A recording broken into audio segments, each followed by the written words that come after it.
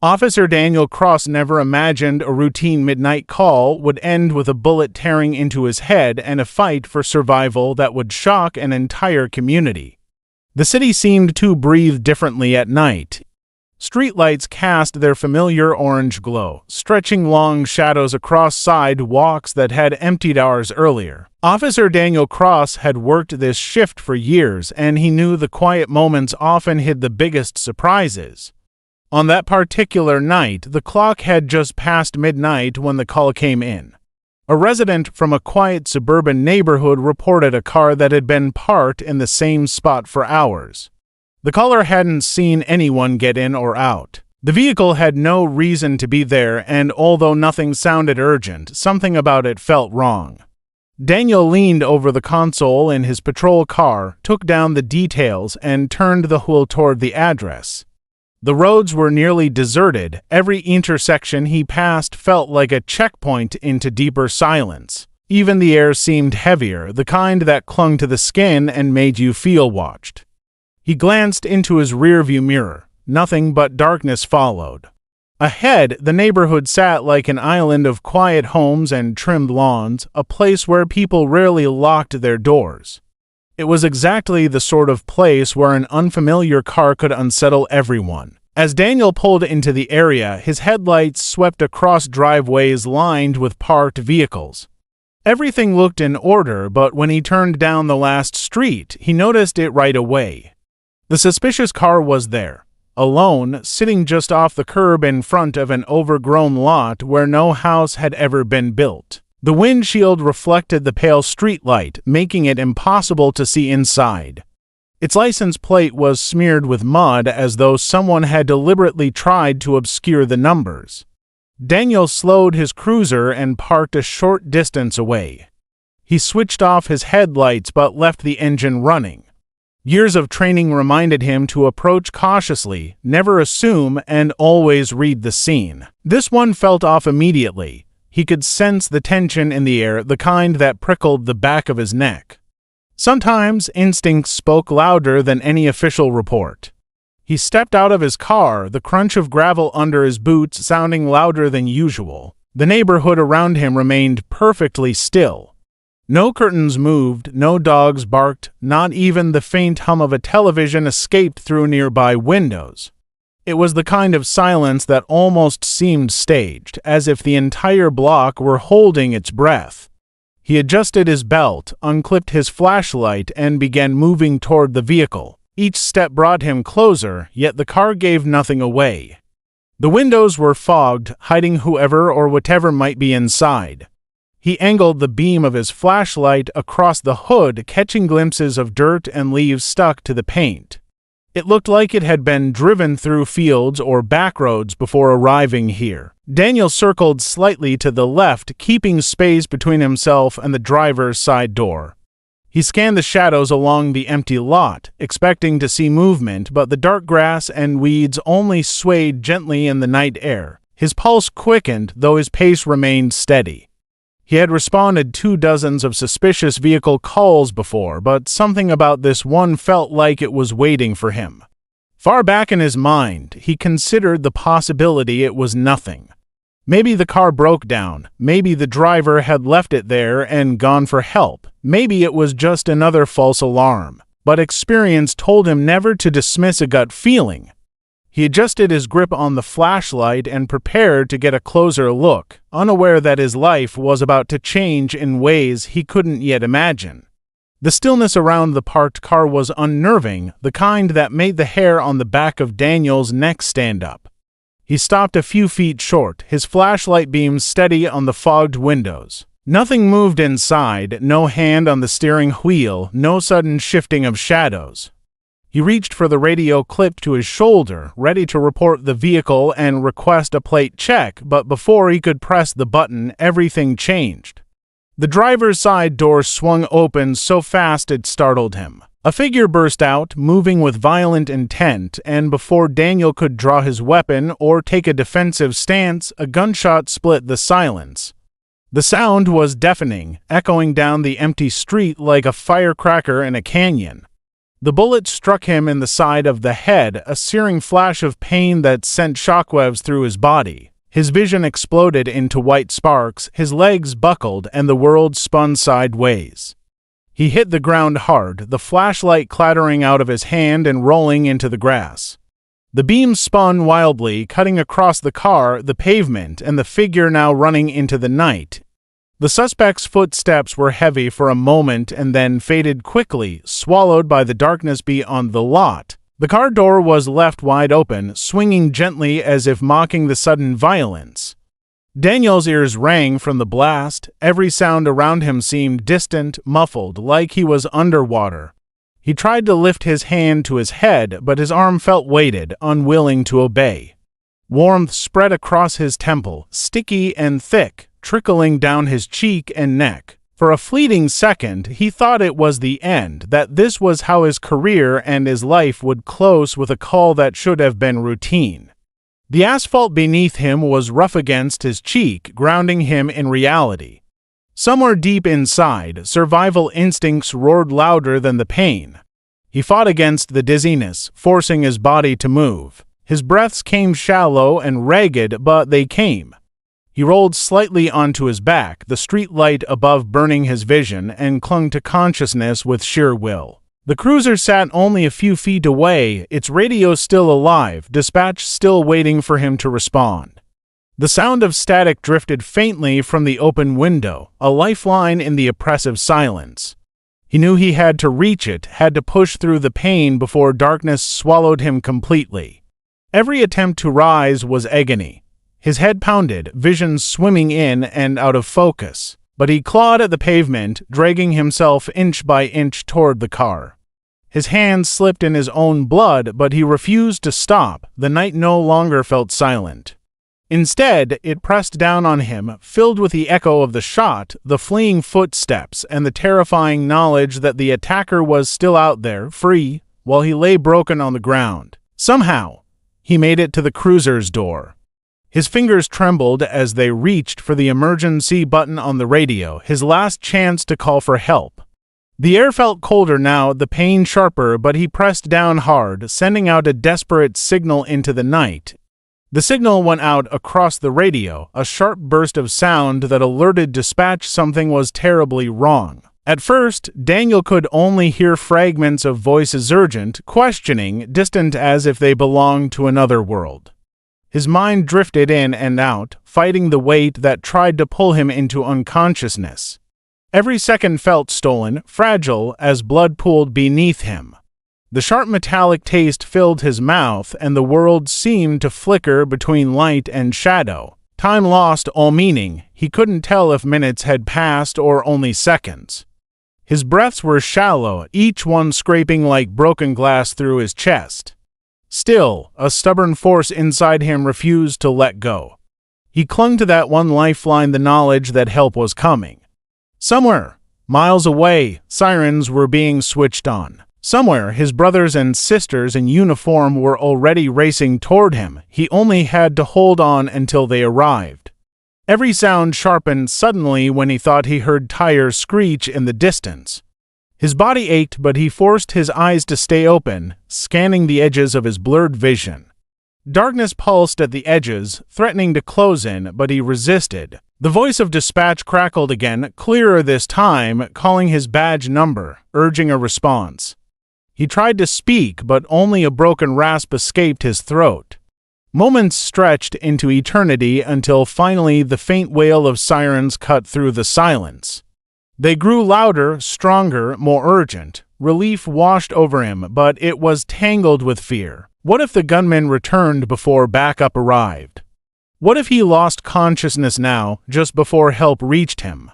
He pressed his palm against the wound, forcing pressure even though every movement sent lightning bolts of pain through his skull. The first patrol car rounded the corner, headlights blazing across the empty lot. Then another followed, red and blue lights strobing against the quiet houses. Shadows of officers moved quickly, weapons drawn, sweeping the area for the shooter. But there was no sign of the figure who had ambushed him. Only Daniel remained, sprawled on the pavement, fighting to keep his eyes open.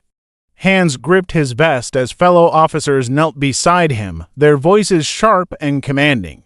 He felt them checking his pulse, calling his name, pressing gauze against the wound. Their words were urgent but carried the kind of control that came from training for moments like this.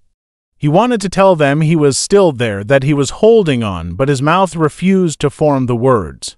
The ambulance pulled in close, its engine rumbling like a promise. Paramedics rushed forward, their movements swift and practiced.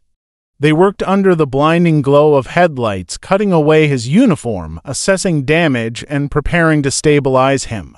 He felt the cold sting of oxygen pressed against his face, the straps of a stretcher being tightened around him. Somewhere in the chaos, a paramedic muttered that it was a miracle the bullet had only grazed his skull instead of piercing deeper. The world dimmed again as the ambulance doors slammed shut. Sirens wailed, carrying him away from the scene, away from the empty lot that had nearly claimed his life. Daniel drifted into the blur of flashing lights and pain, clinging to the faint knowledge that against all odds he was still alive. The investigation began before dawn, long before the streets had shaken off the shock of gunfire. Detectives sealed off the area, marking the lot with bright tape that fluttered in the early morning breeze. The cruiser was examined from every angle, the open car door photographed, the shell casing bagged as evidence. What looked at first like a senseless ambush soon revealed signs of something far more deliberate. Inside the abandoned vehicle, investigators discovered gloves, a black ski mask, and a folded map marked with circles around several nearby homes. This wasn't a crime of opportunity. The attacker had been preparing for something bigger, and Daniel had stumbled into the middle of it. As word spread, the community that had prided itself on safety was rattled to its core. Families double-locked their doors, turned on porch lights, and peered from behind curtains. News cameras gathered at the edges of the crime scene, reporting that an officer had been shot and left for dead. Every detail fueled the growing unease. The shooter had vanished into the night, leaving behind more questions than answers. Detectives worked quickly, pulling surveillance footage from every business and home in a 5-mile radius. Hours of video were poured over, frame by frame, until they caught their first glimpse of the suspect. At a gas station less than a mile from the lot, the man had been captured on camera only hours before the shooting. He wore a hood, but his face slipped into view for a few seconds when he looked up at the clerk. Facial recognition confirmed what many feared: the shooter was no stranger to violence. He was a drifter, a career criminal with a trail of armed robberies stretching across several states.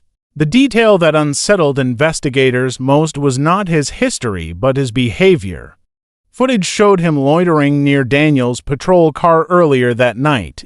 He had been watching, waiting, following. The ambush wasn't random, it was targeted. Why he chose Daniel remained unclear, but the pattern revealed a dangerous truth: the suspect had studied his movements and set the trap with precision. With the shooter's identity confirmed, a manhunt swept across county lines. Law enforcement agencies coordinated checkpoints on highways, searched motels, and monitored bus stations. The urgency was relentless. They knew a man capable of ambushing an officer wouldn't hesitate to harm civilians. Leads came in waves, some credible, others false trails. Each time a report surfaced, officers swarmed the area, only to find the suspect had slipped through again. Days dragged on with tension stretching tighter. Then a break came. A stolen pickup truck was reported in the next county over, abandoned near a wooded stretch of road. Inside, investigators found the same mud and debris that matched the lot where Daniel had been shot. Tire tracks confirmed it was the vehicle the suspect had used to flee. Search dogs were brought in, their barks echoing through the forest as teams combed the thick brush. For hours, it seemed he had once again vanished into the wilderness. But persistence paid off. Hidden in a rundown cabin deep in the woods, the suspect was finally cornered. Officers surrounded the structure, floodlights cutting through the darkness. The man inside had weapons scattered around him, but the overwhelming presence of law enforcement left him no room to escape. The arrest was swift, his hands cuffed, his face pale as he was led into the flood of flashing lights. The hunt had ended, but the story was far from over. What remained was the trial, the unraveling of his motives, and the lasting impact on the officer who had survived what should have been impossible. The trial began months later, drawing crowds that filled the courthouse steps and packed the gallery inside. Reporters set up camp on the sidewalks, microphones ready to capture every twist of testimony. The man accused of ambushing Officer Daniel Cross sat shackled at the defense table, his expression cold, almost detached, as if he were a spectator in his own case. Prosecutors laid out the evidence piece by piece: the stolen car, the gloves, the ski mask, the map with circled homes, and above all, the chilling surveillance footage that placed him near Daniel's patrol car before the shooting. The jury listened in silence as experts explained the deliberate planning behind the ambush. This wasn't a desperate act, it was calculated, intentional, and designed to leave no witnesses. For Daniel, the trial was more than just a search for justice. It was a return to the night he had fought to survive. His body still bore the scars. Months of surgeries had repaired the damage, but the pain lingered in ways no doctor could fully treat. Migraines struck without warning, and sleep came in restless fragments. Still, when called to testify, he walked into the courtroom in full uniform, standing straighter than anyone expected. His presence alone seemed to shift the room. He recounted the night in steady words, describing the quiet street, the sudden flash of the gun, and the desperate crawl back to his cruiser. Jurors watched closely as he spoke, not only hearing the details but seeing the determination etched in his face. The man who had been left for dead was alive, and he stood as living proof that the shooter had failed in his most violent intent. The defense tried to paint the suspect as desperate, a man driven by poverty and poor decisions. But every piece of evidence pointed to intent. The ambush was not the action of someone cornered. It was a calculated move by someone who believed he could strike an officer and vanish into the night. Witness after witness dismantled the excuses until nothing remained but the truth. When the verdict finally came, the courtroom fell silent, guilty on all counts. The sentence was life in prison without the possibility of parole. Families in the gallery wept quietly, while officers exchanged solemn nods.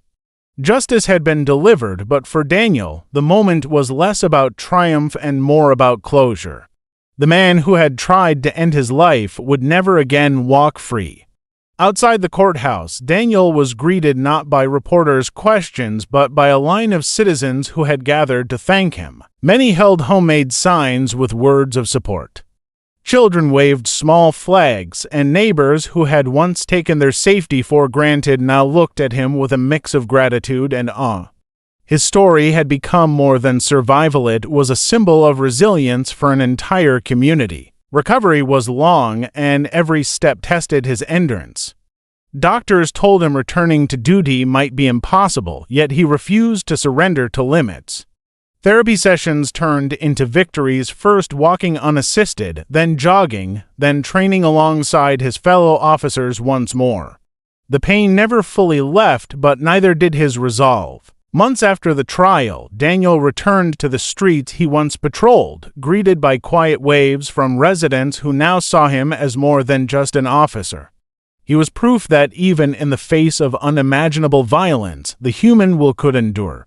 His survival was not just his own, it belonged to everyone who had believed in him, everyone who had prayed as sirens carried him away that night. And with every step forward, he carried the message that no matter how dark the night, some spirits simply refused to give up.